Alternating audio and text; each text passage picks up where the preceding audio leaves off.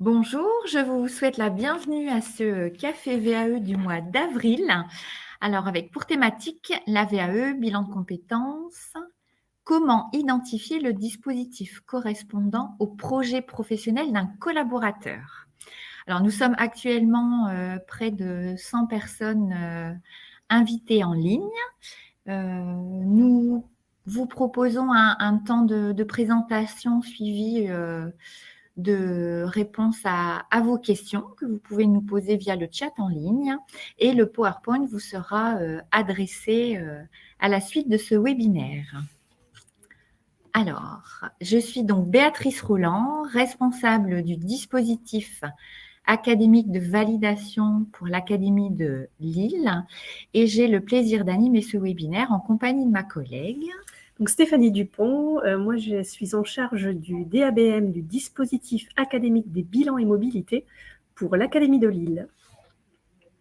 Bienvenue à vous. N'hésitez pas à nous dire bonjour, vous présenter vos fonctions, vos missions pour qu'on puisse, avoir une idée du panel de vos structures et découvrir l'écosystème avec qui on échange ce matin. Alors, au sommaire, donc VAE et bilan de compétences. Le contexte, présentation du bilan de compétences, présentation de la VAE. Alors, on ne va pas rentrer dans des détails, mais au moins recadrer les deux prestations. Comment identifier le dispositif correspondant au projet de votre collaborateur? Pourquoi réaliser un bilan de compétences? Pourquoi entreprendre une démarche de VAE? Les financements, ça peut être aussi intéressant. Découvrir le témoignage de Stéphane Delahaye, avec qui nous travaillons et qui a gentiment accepté de témoigner par rapport à son positionnement en tant que RH au niveau de ce dispositif de VAE et un temps de réponse à vos questions. Alors, VAE et bilan de compétences, le contexte. Donc on va faire un petit rappel du cadre réglementaire et du contexte. Petit rappel du contexte avec la loi de 2018 pour la liberté de choisir son avenir professionnel. Il faut savoir que la VAE et le bilan de compétences sont référencés aujourd'hui comme des actions de formation qui concourent au développement des compétences et qui s'inscrivent dans une logique de parcours de formation.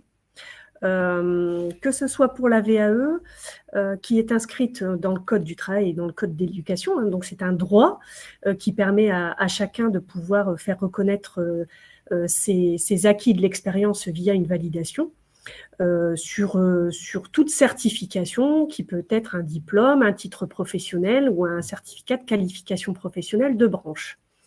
Au niveau du cadre réglementaire, un petit rappel aussi pour vous dire que les modalités de réalisation du bilan de compétences, elles sont cadrées par le Code du travail, avec un certain nombre de phases que l'on vous présentera tout à l'heure.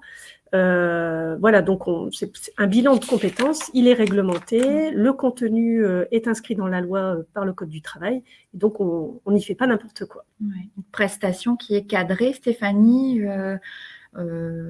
On ne peut pas s'improviser prestataire de bilan de compétences. Non, on ne s'improvise pas prestataire et on fait pas des prestations de bilan. On ne dit pas qu'on fait du bilan si ça ne respecte pas un certain nombre de cadres au niveau du contenu. D'accord, merci Stéphanie. Alors, présentation du bilan de compétences. Alors, avant de vous démarrer vraiment la présentation du bilan, je voulais simplement faire un petit complément en disant que le bilan de compétences, donc c'est une prestation individuelle qui peut être mobilisée à l'initiative du salarié et ou à l'initiative de l'employeur. En tout cas, un employeur ne peut pas imposer à son salarié de faire un bilan de compétences. Il faut qu'il y ait un accord, bien sûr, du salarié. Que ce bilan ne peut pas non plus être réalisé à l'interne de l'entreprise. Donc, il est obligatoire de passer par un prestataire extérieur pour pouvoir faire un bilan de compétences, proposer un bilan de compétences à son salarié. Le bilan de compétences, c'est une prestation qui peut être mobilisée dans le cadre d'un projet de reconversion professionnelle ou d'un besoin d'évolution de carrière ou d'un besoin de changer de métier et qui peut nécessiter un retour à un projet de formation. Un point d'étape.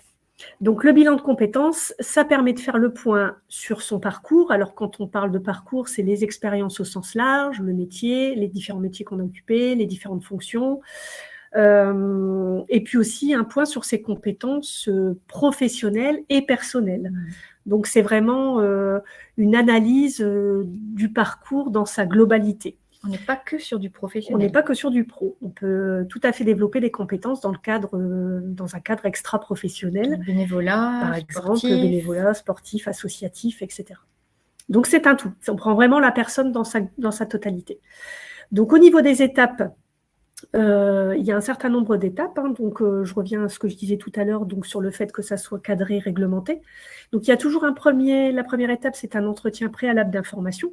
La personne se renseigne ou l'employeur se renseigne sur plusieurs prestataires. Il y a une information qui est donnée sur le bilan pour vérifier que la prestation est une bonne réponse à la problématique de la personne. Excusez-moi. Ensuite, il y a l'étape 2, alors qui consiste plus à la recherche du financement, puisque effectivement, le bilan de compétences étant une action de formation en tant que telle, il y a l'étape du financement. Ensuite, on est dans le contenu du bilan sur l'étape 3, 4 et 5. Donc, ce sont ces phases qui sont réglementées par le Code du travail. Donc, la phase préliminaire dans un premier temps, la phase d'investigation, puis la phase de conclusion.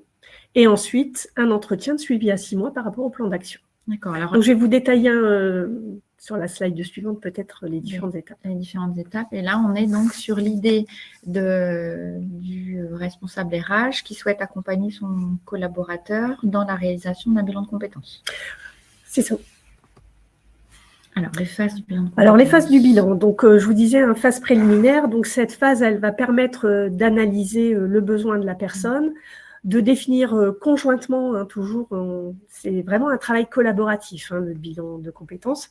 Donc, définir conjointement les objectifs et les modalités de déroulement et de réalisation du bilan, parce qu'on va tenir effectivement, on va prendre en compte les contraintes de la personne. Les modalités, voir si on fait du présentiel, du distanciel, par exemple. Donc ça, c'est cette phase préliminaire. La phase d'investigation, c'est ce qu'on appelle la phase de recherche, où là, on va vraiment mener le travail d'analyse du parcours, des métiers, des fonctions, de la carrière de la personne. On va évaluer aussi les aptitudes, les motivations, les valeurs, les intérêts au travail. Enfin, toute cette phase... je vais dire, c'est vraiment une phase de recherche, c'est pas pour rien qu'elle s'appelle investigation d'ailleurs.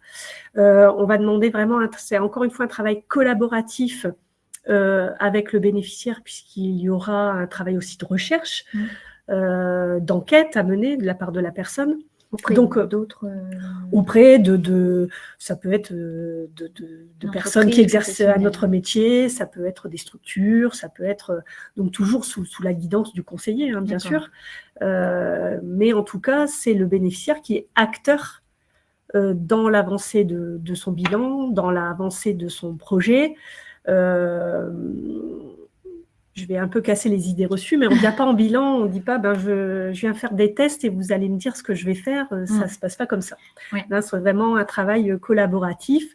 Le conseiller guide, accompagne, aide bien sûr à la réflexion, et la personne est vraiment actrice dans ses recherches et dans son parcours. On est vraiment dans l'idée de je ne suis pas tout seul pour réfléchir à une future... Non, c'est une co-construction. Voilà. C'est une co-construction.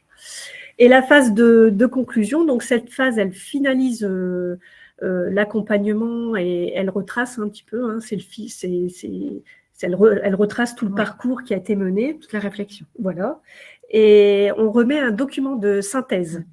Ce document de synthèse comprend, retrace effectivement la réflexion, alors pas dans la totalité, mais voilà le cheminement et formalise en fait le projet principal que la personne aura identifié et puis éventuellement des solutions alternatives. Et surtout, on formalise un plan d'action. Et donc, ce document de synthèse, il est remis uniquement aux bénéficiaires. Ça, c'est très important. C'est un document vraiment qui lui appartient, qui est personnel.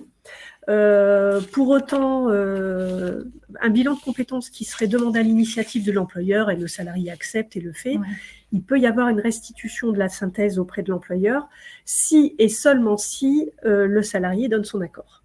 Voilà, sinon c'est vraiment un document personnel et individuel. Par rapport au suivi à 6 mois, donc ça c'est aussi une obligation dans le cadre du décret qualité, où on a une obligation de recontacter le bénéficiaire au bout de 6 mois, notamment pour faire un point sur ce fameux plan d'action. Ce que j'ai pu mener, ce que je n'ai pas pu mener, éventuellement on peut le reconseiller, voilà, refaire un point avec lui sur le plan d'action, sur ce qui a marché, sur ce qui n'a pas marché, et voir un petit peu s'il y a eu des freins ou pas. L'idée, c'est vraiment de se positionner par rapport au travail et de se dire, c'est pas un travail qui doit rester sans suite. Non, alors après, en fait, c'est de vérifier par rapport au plan d'action si j'avais un projet formation, si j'avais un projet d'évolution professionnelle. C'est vraiment de voir, en fait, au niveau du bilan qui a été mené et de la formalisation du plan d'action, les étapes du plan d'action, celles qui ont été réalisées et celles qui ne l'ont pas été. Et surtout, celles qui ne l'ont pas été, pourquoi ça n'a pas pu se faire et est-ce qu'il y a des freins sur lesquels on peut aider à lever. L'idée, c'est de vraiment arriver sur la concrétisation de ce qui a été proposé. Merci Stéphanie pour ce rappel sur le bilan de compétences. Alors, la validation des acquis de l'expérience, donc.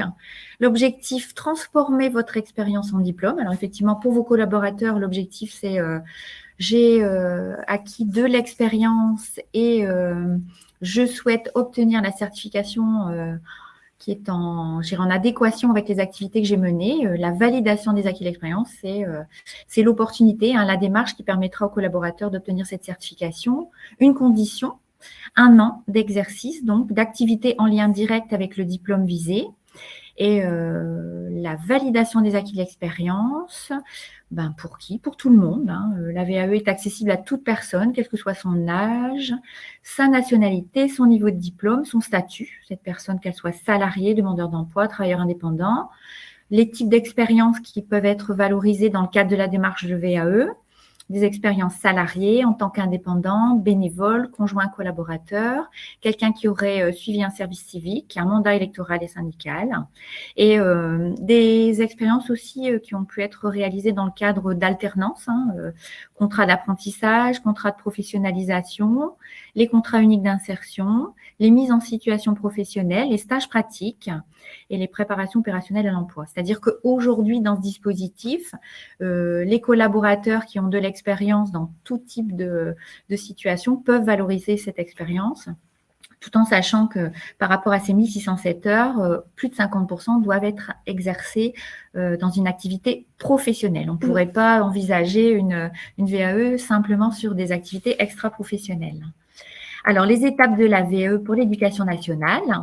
Alors, vous avez donc mes collègues qui vous accueillent dans les centres qu'on appelle centres de validation éducation nationale, qui vont recevoir la personne qui est intéressée par cette démarche grâce à un échange sur les activités réalisées, les postes occupés, le projet de la personne, réaliser une étude personnalisée pour pouvoir accorder la recevabilité. Dans une démarche de VAE, c'est l'incontournable. La personne qui n'obtient pas la recevabilité, donc la validation, les preuves des 1607 heures, donc d'activité en lien avec la certification visée. Cette personne obtient la recevabilité. Ensuite, on lui demande de constituer un dossier de validation. Dans ce dossier, le candidat présentera des activités qu'il aura choisies. Cette démarche peut être accompagnée. Alors, ce n'est pas une obligation, c'est facultatif mais vivement conseillé. J'en parlerai après sur la seconde slide au niveau de l'accompagnement. Et l'objectif, c'est vraiment pour le candidat de présenter des activités qu'il réalise en lien avec la certification visée pour pouvoir ensuite participer à un entretien avec le jury. Et cet entretien a pour objectif de permettre au jury de statuer donc sur la validation ou non de la certification. Alors, le candidat à la VAE obtient exactement le même diplôme qu'un candidat qui serait passé par la formation initiale. Souvent, on nous pose la question, est-ce que c'est le même diplôme? Oui, c'est exactement le même diplôme. Alors, je m'amuse à dire qu'il y a simplement la date qui change. Et cet entretien avec le jury je tiens toujours à le préciser, mais c'est un entretien avec un sujet que le candidat a préparé, c'est-à-dire que ce n'est pas un examen, on ne connaît pas le sujet. Là, le candidat donc, aura travaillé sur son dossier de validation et présente ce dossier aux membres du jury. On est sur un entretien de professionnel à professionnel. Si toutefois la validation n'était pas totale, les collègues en centre de validation accueillent le candidat en post-jury pour, je dirais, poursuivre le parcours. Alors, l'accompagnement sur la rédaction du dossier de validation. Alors, l'objectif, c'est de guider le candidat dans la compréhension et la présentation du dossier sous 3 aspects. La valorisation de l'expérience. On analyse l'expérience professionnelle, extra-professionnelle. On sélectionne des situations. Alors, ce n'est pas parce qu'on a un beau parcours que dans ce dossier, on va exposer l'ensemble des structures dans lesquelles le collaborateur aura travaillé, exercé, l'ensemble des missions. L'objectif du dossier, c'est de permettre au jury d'avoir, je dirais, de suite des activités en lien avec la certification visée. Ça fait que là, il faut vraiment faire le choix sur la sélection des situations. Après, la rédaction du dossier en lui-même, explicitation des questions. L'accompagnateur sera vraiment à côté du candidat pour qu'il comprenne bien les questions.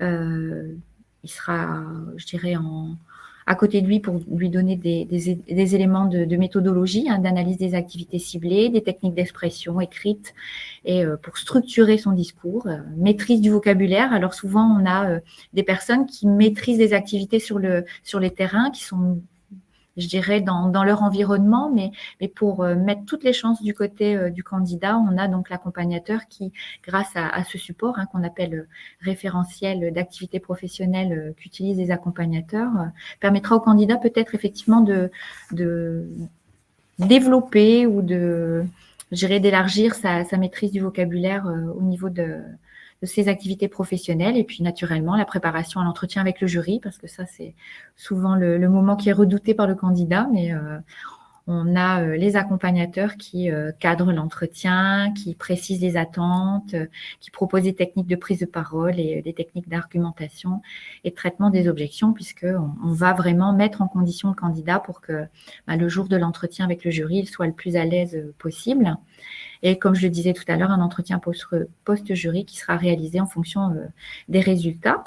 Alors, des résultats qui peuvent être sur, naturellement, une validation totale. Au niveau de l'éducation nationale, on est sur 75% de validation totale.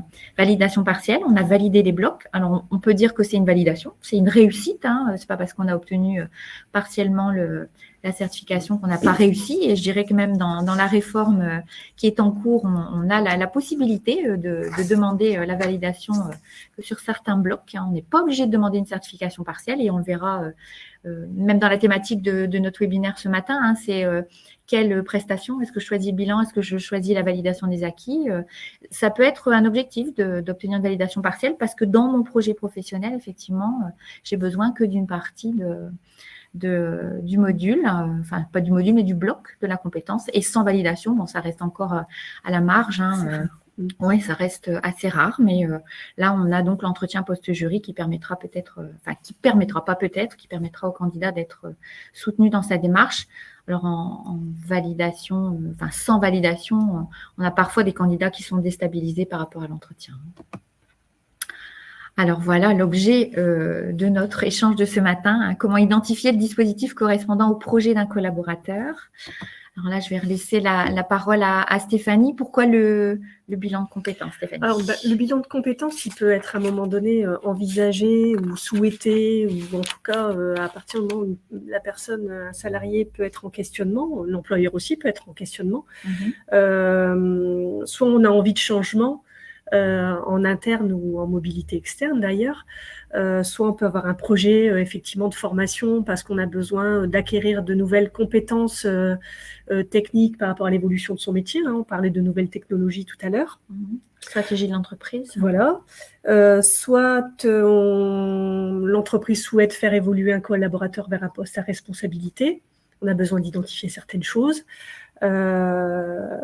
soit pour une reconversion, alors qui peut être choisie ou parfois subie, parce qu'il peut y avoir des accidents de parcours, une maladie professionnelle qui fait qu'à un moment donné, on n'est plus en capacité d'exercer son métier, alors partiellement ou totalement, et il faut envisager une reconversion. Voilà, et aussi certains souhaitent à un moment donné de leur carrière faire aussi un bilan de compétences pour mieux se connaître, pour poser les choses, peut-être pour faire un point, un bilan d'étape dans sa carrière. Voilà, il y a plein de contextes qui font qu'à un moment donné, on peut avoir besoin ou envie de faire un bilan de compétences. Créer une entreprise aussi, c'est ça? Oui, avoir un projet, Ouais, d'entrepreneuriat, bien sûr, oui, tout à fait. D'accord. Merci. Alors, pourquoi entreprendre une démarche de VAE? Alors, on a ce petit schéma qui est présenté sur le site du Davor. Alors, on a plaisir à vous le présenter là aussi. Pourquoi valider son expérience? Alors, le bilan de compétences, on le verra après, mais on a fait un petit point toutes les deux. Hein, on est plus en amont. Hein, la démarche de VAE, ça serait peut-être une démarche qui arriverait après le bilan de compétences. Obtenir une reconnaissance professionnelle et personnelle, naturellement. J'ai travaillé dans l'entreprise, j'ai exercé des activités. On a des candidats qui font une VAE simplement parce qu'elles ont, ces candidats ont envie d'obtenir la certification en adéquation avec les activités exercées. Passer un concours, effectivement, si pour me projeter vers un autre métier, vers un autre emploi, je dois passer par la formation. La démarche du VAE peut faciliter l'obtention d'un niveau de certification et peut-être envisager le passage d'un concours, évoluer professionnellement. Alors, comme on le dit, autant pour le bilan de compétences que la VAE, peut-être obtenir un poste à responsabilité. Faciliter des recherches d'emploi. Alors là, on n'est plus sur le cadre demandeur d'emploi, mais la validation des acquis de l'expérience. Quand on accompagne les candidats dans cette démarche, souvent, ces candidats n'ont pas conscience de leurs compétences, les activités, les qualités qu'ils possèdent. Et grâce au travail réalisé lors de l'accompagnement, on a des candidats qui sont demandeurs d'emploi qui trouvent un emploi pendant la démarche de VAE. Quelque part, la démarche de VAE, c'était je fais une démarche de VAE pour peut-être me repositionner sur un autre poste, et parce que je présente mes compétences de façon peut-être plus optimale, automatiquement, j'ai plus de chances de retrouver un emploi. Monter en qualification, naturellement, au sein de son entreprise ou hors de l'entreprise, se réorienter. On en discutait avant le webinaire. On a le cas d'une personne qui était donc sur un parcours avec une expérience en petite enfance et qui était conductrice de bus, et au final, elle souhaite rejoindre plutôt la petite enfance. Elle est revenue vers nos services en disant moi, je souhaite obtenir la certification pour me permettre de repositionner sur ce métier. Oui, tout à fait. Reprendre des parcours de formation et conserver son emploi, naturellement. La remarque des RH, souvent, lors d'une démarche de VAE, c'est des collaborateurs qui sont un peu discrets, grâce à la démarche, je dirais, se révèlent et souvent sont même disposés à évoluer dans l'entreprise. Alors, conserver son emploi au départ, mais au final, peut-être aussi bouger dans l'entreprise. Alors, un petit récapitulatif en résumé pour le bilan de compétences, Stéphanie. Alors oui, en résumé, alors comme le disait Béatrice, c'est pas je fais un bilan et après une VAE. Alors en général, effectivement, faire un bilan de compétences, effectivement, c'est une prestation de réflexion, même si tu le disais, Béatrice, la VAE aussi, parce qu'on fait quand même une grosse analyse sur son activité et sur ses compétences malgré tout, sur son expérience qu'on a fait, etc. Le bilan de compétences, c'est aussi un travail réflexif, en amont d'un projet. On fait le point sur sa carrière, sur son parcours, on identifie ses compétences techniques, ses compétences transverses, son portefeuille de compétences. On élabore un projet, donc on l'a vu, élaborer un projet, ça peut être...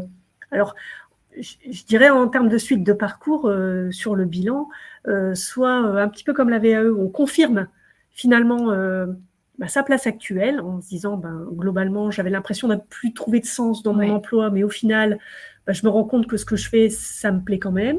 Il y a peut-être peut-être des choses que je dois faire évoluer dans ma pratique, ma méthodologie, mais en tout cas, ça confirme le fait qu'on aime quand même son métier et que finalement, on n'a pas forcément envie d'en changer. On peut aussi avoir un projet d'évolution de son emploi, alors soit en mobilité interne, soit en mobilité externe.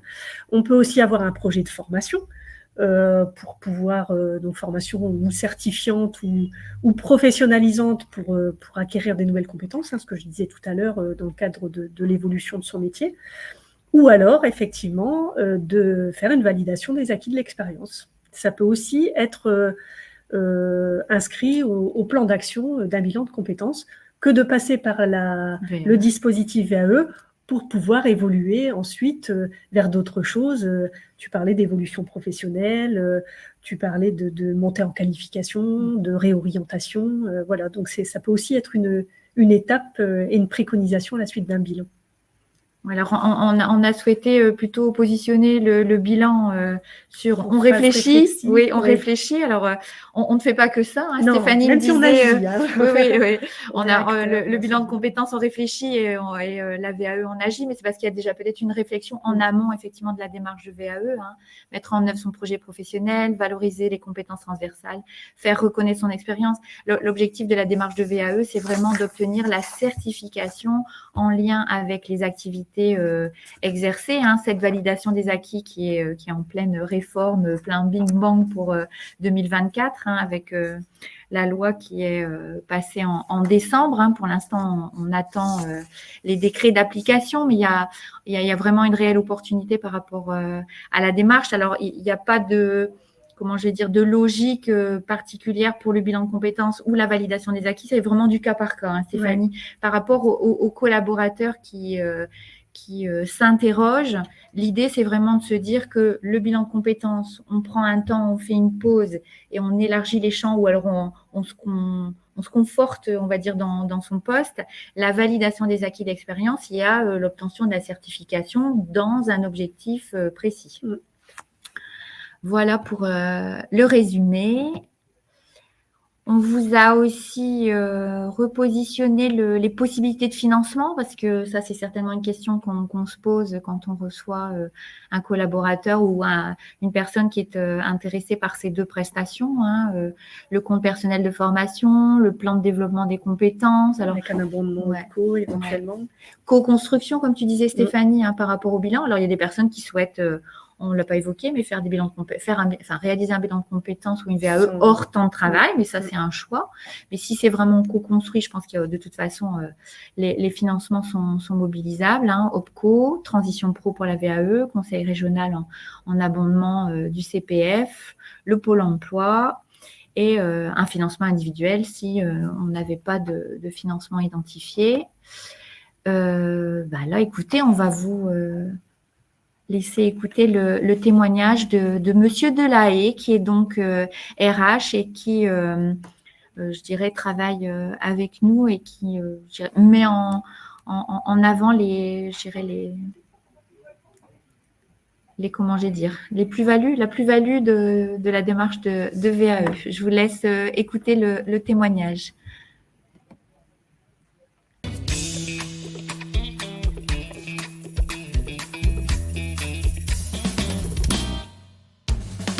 Je m'appelle Stéphane Delahaye, je suis DRH adjoint du groupe Univie. Univie est un groupe associatif qui compte 76 établissements et 3300 salariés. Nous avons été créés en 2019 par la fédération Agir Carco et nous œuvrons dans le secteur de la santé, du handicap et du grand âge. Nous avons mis en place la VAE au sein d'Univie depuis quelques années, depuis la création du groupe. C'est vrai que la VAE représente un réel outil d'accompagnement de nos collaborateurs et nous permet de répondre à plusieurs enjeux, notamment deux enjeux principaux. Le premier, répondre aux enjeux de mobilité professionnelle et le deuxième, d'accompagner les souhaits d'évolution de nos collaborateurs. Au-delà des atouts de la VAE classique, la démarche de VAE collective est intéressante puisqu'elle permet de personnaliser l'accompagnement des collaborateurs, valoriser la démarche au sein du groupe Univie, créer une synergie au sein du groupe de bénéficiaires de la démarche de VAE et surtout optimiser les chances de réussite d'obtention du diplôme. Non, pas du tout, l'augmentation n'est pas une obligation légale. En revanche, rien n'empêche de la prévoir. Vous pouvez accompagner une évolution professionnelle et ou augmenter le salarié qui a obtenu le diplôme via la démarche de VAE. Cette évolution peut être prévue immédiatement ou alors elle peut être mise en place à moyen terme. Non, bien au contraire, la VAE est un dispositif qui permet de marquer la reconnaissance et la fidélisation des salariés dans le sens où l'employeur marque son engagement d'accompagnement des trajectoires professionnelles. En accompagnant ses salariés, l'employeur renforce leur appartenance et ça permet aux collaborateurs de s'y projeter plus longtemps. Au-delà d'être un réel vecteur de trajectoire professionnelle, la VAE est un dispositif qui peut être mis au service de la fidélisation de vos collaborateurs.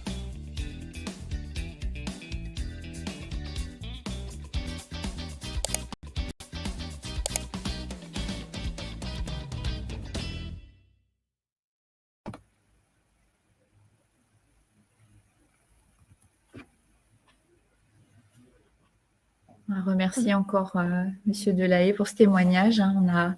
On a voulu, dans le cadre de cette démarche de VAE, lancer une campagne sur les idées reçues. Et effectivement, l'objectif aussi, dans le cadre de ces webinaires qu'on anime là le jeudi, une fois par mois, c'est vraiment de permettre aux personnes qui souhaitent mobiliser le dispositif de VAE ou de bilan de compétences de passer au-dessus de ces idées en se disant le collaborateur réalisera une validation des acquis et quittera l'entreprise, il demandera une rémunération supplémentaire et effectivement on est au-dessus de tout ça. Je dirais que les bénéfices pour Monsieur Delahaye, c'est la synergie, l'accompagnement renforcé, l'appartenance, je dirais, au niveau de la structure. Voilà pour ces témoignages. Alors, en contact au niveau soit du bilan de compétences ou de la validation des acquis, on vous propose si vous aviez des questions particulières, de joindre notre collaboratrice au 06 20 41 69 32, les contacts d'Ava sur Mon Avenir Pro et à votre disposition les actions que nous menons sur les réseaux sociaux et les vidéos. Sur le site Mon Avenir Pro, oui, vous pourrez retrouver les contacts de nos structures, ainsi que les contacts aussi du réseau des Greta pour avoir une réponse de proximité en fonction du territoire sur lesquels vous vous trouvez. Oui, au niveau du dispositif académique de validation des acquis, pour la validation des acquis, on est donc sur la recevabilité au niveau du DAVA et les accompagnements qui sont proposés par le réseau des Greta. Et une dernière slide avant de répondre à vos questions. On a la slide question avant. Répondre à vos questions. Donc, j'ai pas regardé dans le chat, Stéphanie, si on avait beaucoup de questions. On a la présentation. Alors, une réforme sur la VAE est en cours d'expérimentation dans certaines branches et pour le mois de juin, les conditions devraient changer, notamment la facilitation de la recevabilité. Avez-vous plus d'informations?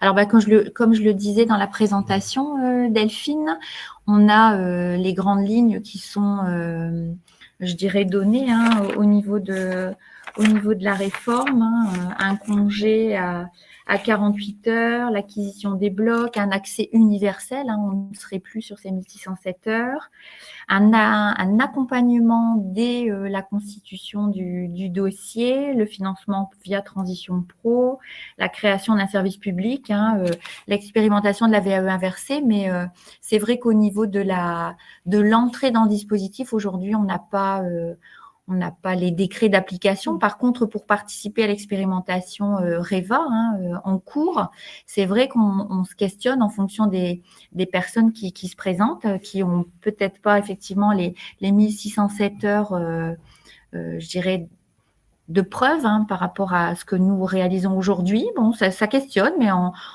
a, je dirais, la possibilité d'ajouter des actes formatifs et des immersions en entreprise. Alors, on participe à l'expérimentation et fort de cette participation, je pense que les décrets nous permettront effectivement, de faciliter la recevabilité, mais aujourd'hui, j'ai pas effectivement tous les tenants et les aboutissants.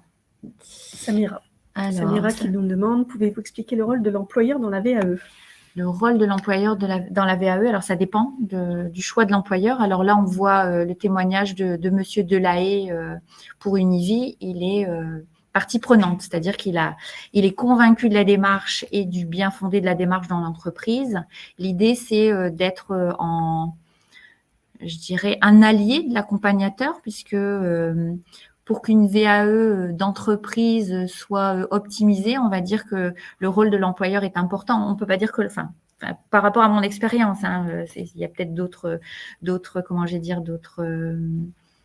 personnes qui seraient pas dans la dynamique, mais pour avoir travaillé sur de la VAE d'entreprise, on voit bien qu'à partir du moment où l'entreprise a pris la dimension de la démarche, on peut pas confier, je pense pas, la démarche de VAE à un prestataire en disant j'ai des collaborateurs qui sont intéressés, je confie cette démarche à un prestataire et même si le prestataire est expert, il faut que l'entreprise soit partie prenante. Et je dirais qu'il faut qu'elle soit même partie prenante si elle souhaite, par exemple, mettre cette démarche dans un accord GEPP pour, je dirais, même valoriser la démarche et permettre aux salariés de s'engager dans la démarche, c'est tout ce travail de sensibilisation en amont auprès des collaborateurs, auprès des managers. Et ça, c'est un gros travail. Pour moi, l'entreprise a vraiment toute sa part dans la VAE, si on parle d'une VAE entreprise. On est d'ailleurs sollicité par Transition Pro dans le dispositif Transco pour effectivement des entreprises, tu parlais de GEPP, Béatrice, qui ont des métiers qui vont ou disparaître ou évoluer. Et c'est vrai que la VAE peut s'intégrer aussi dans ce type de projet, dans cette réflexion-là. Tout à fait. Alors Stéphane, cela fait 12 ans, CDI dans une communauté commune. Je viens d'être reconnue, travailleur handicapé. J'ai donc fait une demande de titularisation de la fonction publique. Quelles sont les étapes? Là, je ne sais pas si le bilan et ou la VAE peut être une réponse, mais en tout cas, moi, je peux vous conseiller au niveau de la fonction publique territoriale, peut-être de prendre contact dans un premier temps avec le centre de gestion auquel vous êtes rattaché, qui pourra peut-être effectivement vous proposer, dans le cadre d'une reconnaissance RQTH, peut-être de faire un bilan. Alors après, je ne sais pas si le bilan fera que vous pourrez demander une titularisation ou faire une VAE vous permettra d'avoir une certification supérieure qui vous permettra de vous positionner sur un concours interne. Là, on n'a pas toutes les réponses. On a Laurence à la vidéo. Alors, Charlotte, rebonjour. Nous avons eu comme information que la structure intervalle n'existait plus et que les candidats pourraient regarder sur le site Mon Avenir Pro. Oui, Charlotte. Alors, nous recevons des candidats en agence Pôle emploi où nous animons des ateliers sur la VAE. Nous réorientons jusqu'en février les candidats vers intervalle. Est-ce que nous pouvons réorienter les candidats aux antennes d'AVA pour être accompagnés pour le choix de la certification? Oui, bien sûr, il n'y a rien n'a changé. Charlotte, on a simplement ce dispositif avec une cartographie en Hauts-de-France qui n'est plus financé par le conseil régional. On a simplement cette cartographie qui n'existe plus, mais bien sûr, vous pouvez réorienter les candidats vers les antennes du DAVA. Et alors, en fonction naturellement des candidats, mes collègues pourront accompagner le candidat au niveau de l'aide à la recevabilité par rapport à la certification éducation nationale et réorienteront vers les autres ministères, oui, bien sûr. Alors après, sur Château-Thierry. Est-ce qu'il existe un interlocuteur qui se déplace sur ces secteurs? Merci. Alors, je ne situe pas Château-Thierry.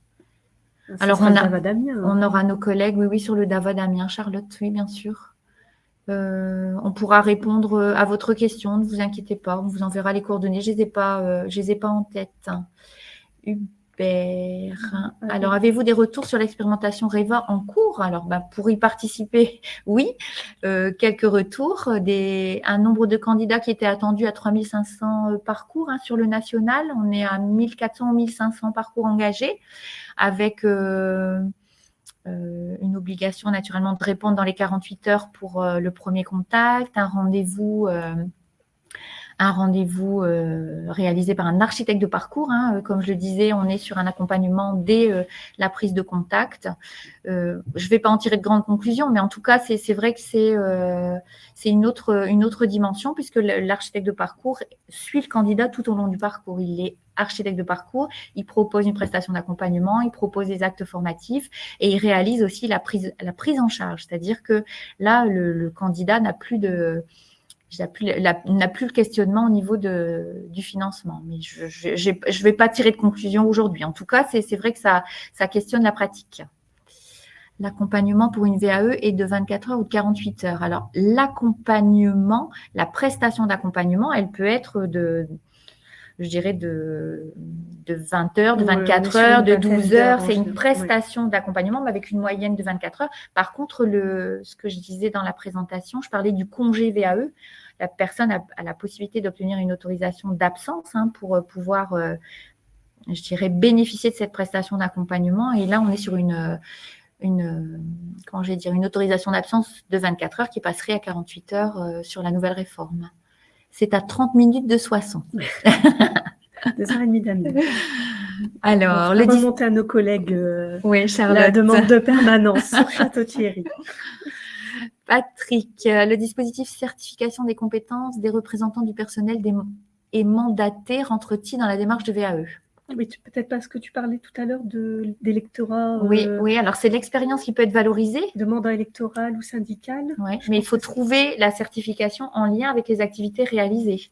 Alors là… Ça ne peut pas être que ça qui est présent. C'est un plus, c'est-à-dire qu'on peut prendre en compte dans l'expérience le fait d'exercer un mandat électoral ou syndical, mais ça vient en complément d'une autre expérience, j'imagine.